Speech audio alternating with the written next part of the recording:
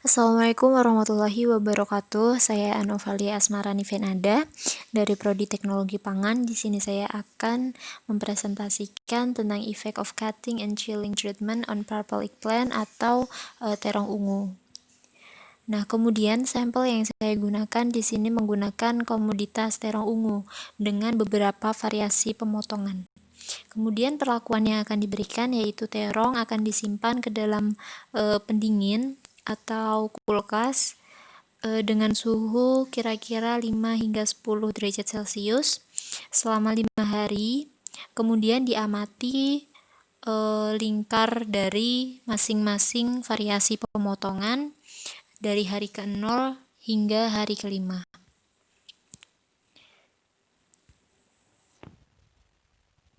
Assalamualaikum. Nah, di sini saya akan melakukan percobaan yaitu mengamati adanya chilling injury dengan sampel terong ungu. Ini adalah hari ke-4 pengamatan.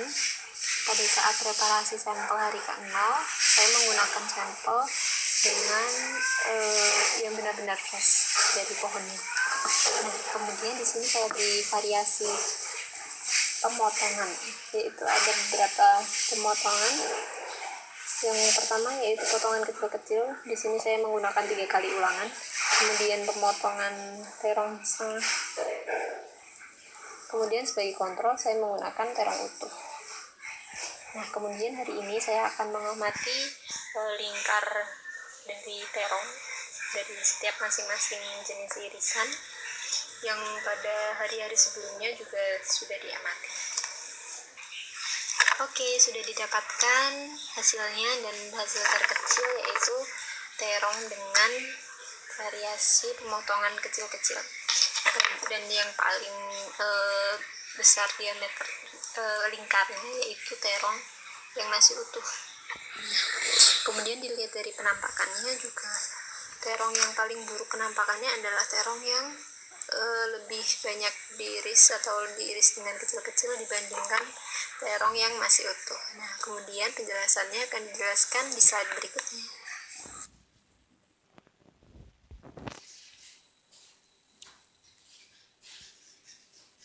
Baik, yang selanjutnya yaitu hasil dari variasi pemotongan kecil. Nah, di sini telah diamati dari hari ke-0, yaitu kenampakan variasi potongan kecil-kecil itu masih terlihat fresh dan juga belum ada kerutan. Kemudian teksturnya masih keras dan warnanya itu cerah. Kemudian pada hari pertama itu tekstur dari masing-masing potongan kecil ini melunak. Nah, kemudian di kulit terong itu terdapat keriput. Ini adalah foto hari pertama bagian samping. Nah, kemudian pada hari kedua itu terlihat bahwa biji-biji dari terong itu mengering, kemudian lebih banyak keriput yang ditimbulkan dan teksturnya lebih lunak daripada hari pertama. Nah, kemudian ini adalah hari ketiga. Pada hari ketiga ini pori permukaannya itu timbul.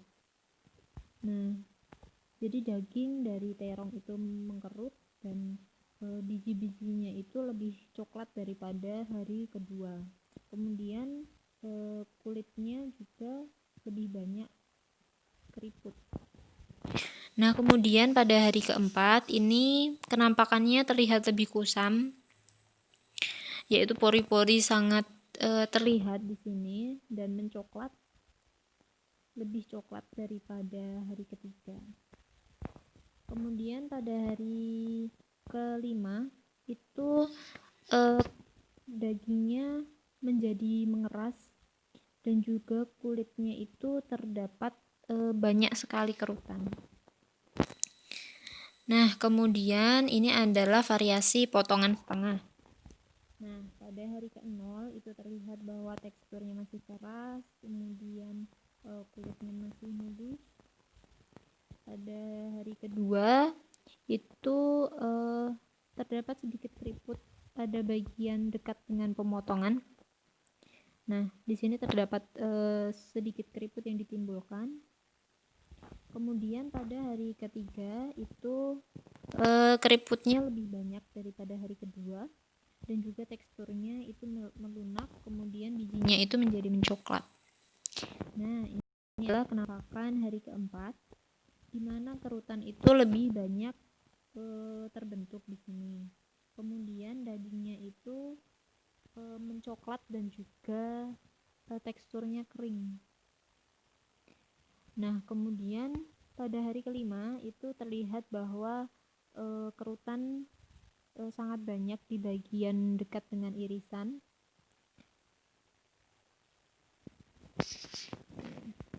Kemudian ini adalah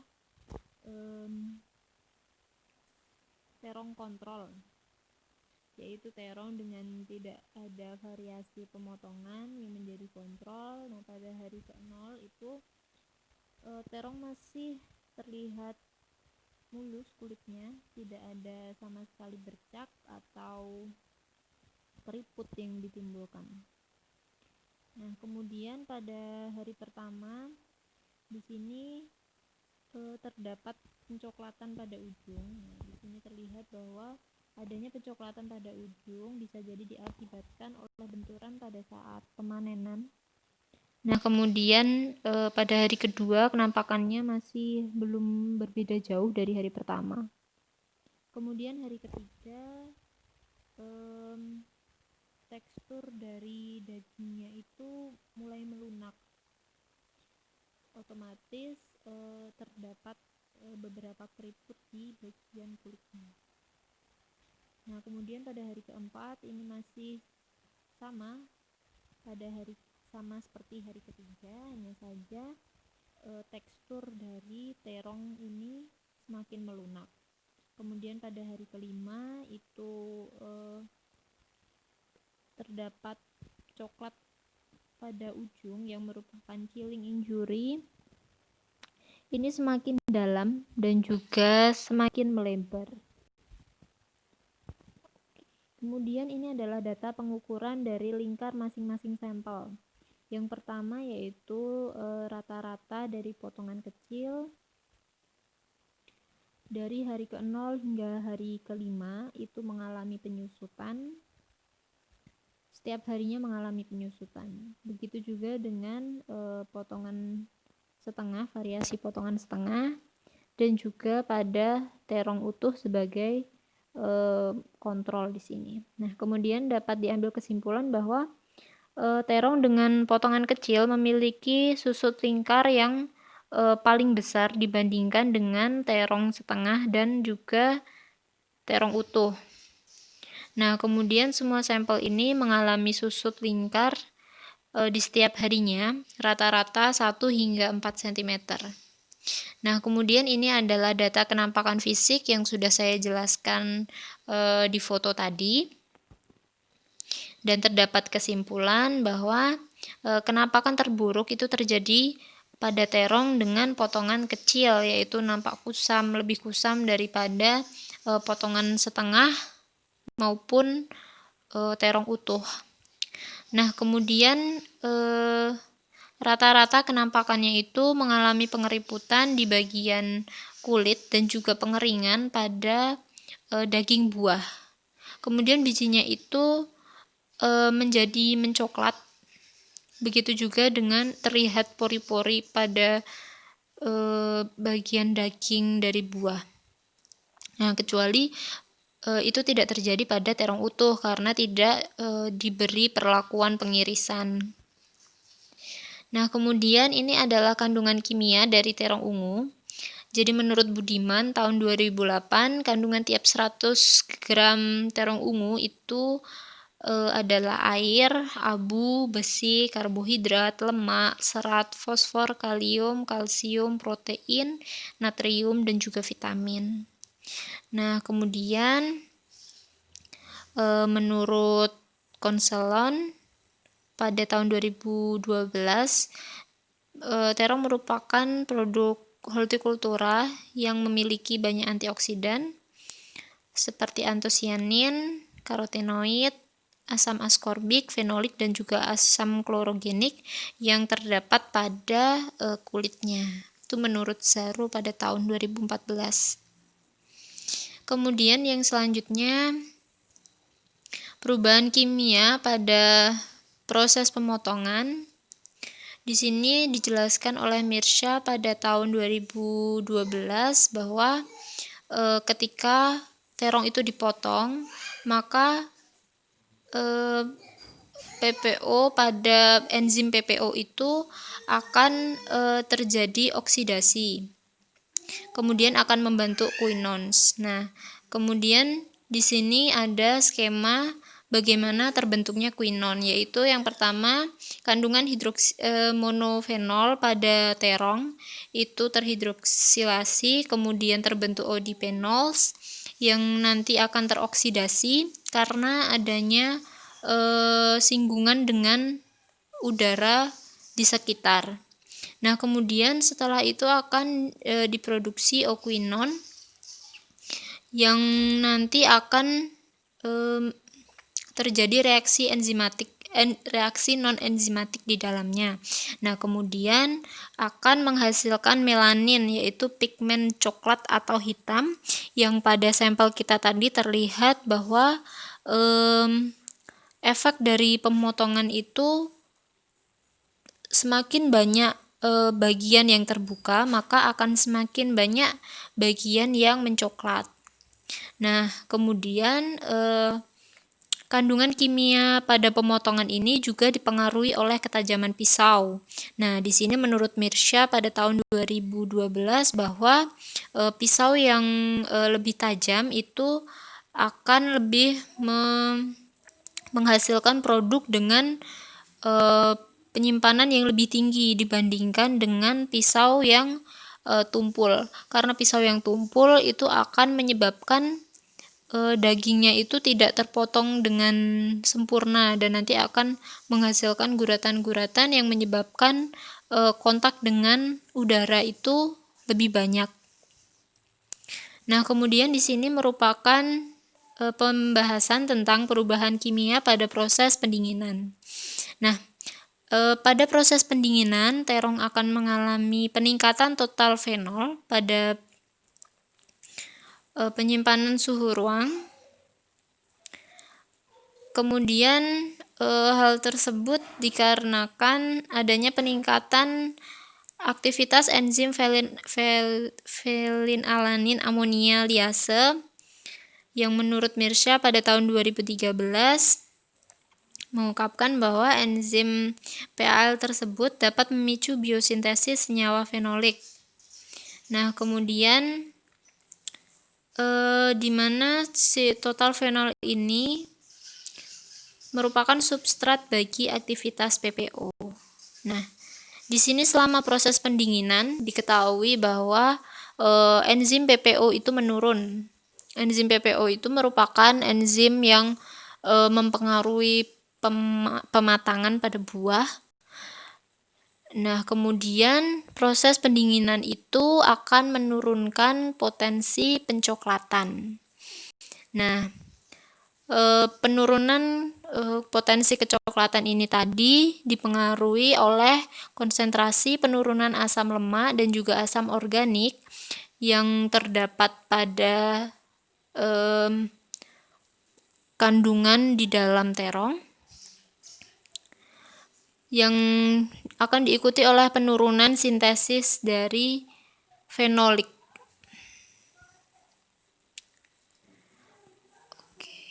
Kemudian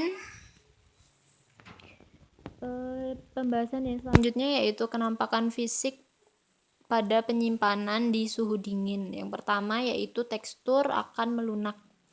Nah, menurut Ahmad pada tahun 2013 bahwa kekerasan pada terong itu akan menurun selama penyimpanan yang kita lakukan selama 5 hari. Dan hal tersebut terjadi karena adanya perombakan komponen penyusun dinding sel sehingga buah yang awalnya itu keras itu akan menjadi melunak. Nah, kemudian tekstur yang melunak ini juga dipengaruhi oleh penurunan kadar air yang menyebabkan adanya susut bobot dan juga menurunkan tingkat kerenyahan buah. Nah, pada percobaan kita tadi dibuktikan dengan lingkar setiap sampel yang mengalami penurunan di setiap harinya. Nah, kemudian tekstur yang melunak ini tadi juga disebabkan oleh jadi pada fase akhir itu tekstur pada terong itu akan mengalami sedikit pengerasan. Nah, hal tersebut dikarenakan karena adanya kontak dengan bagian dalam terong yang masih keras dan juga terong tersebut menolak adanya kompresi. Nah, hal tersebut diungkapkan oleh Ja dan juga Matsuka pada tahun 2020. Jadi, kandungan air yang semakin menurun pada setiap harinya itu lama-kelamaan akan menyebabkan padatan di dalam terong itu tadi menjadi semakin banyak karena kadar air yang semakin menguap akibat adanya pendinginan. Nah, hal tersebut mengakibatkan pada penyimpanan hari kelima itu teksturnya itu menjadi alot atau seperti mengeras. Nah, namun sebenarnya hal tersebut terjadi karena penguapan air yang telah terjadi banyak. Nah, kemudian yang kedua yaitu warna.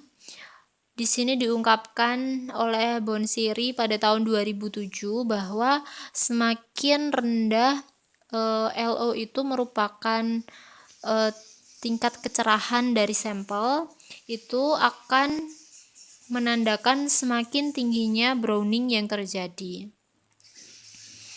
Nah, kemudian warna daging buah yang memucat itu merupakan pertanda adanya chilling injury yang telah menyerang daging dan juga biji.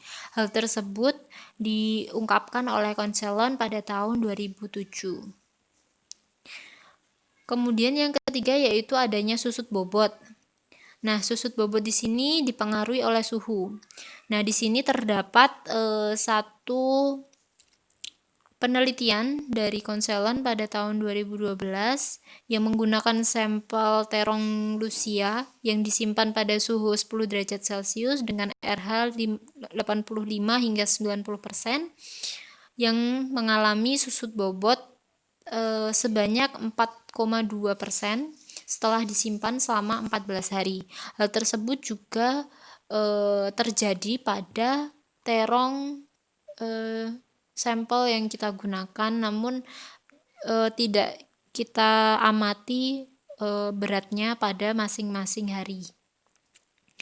Nah, kemudian susut bobot juga diakibatkan oleh kehilangan air pada produk ini yang dipengaruhi oleh hilangnya integritas membran.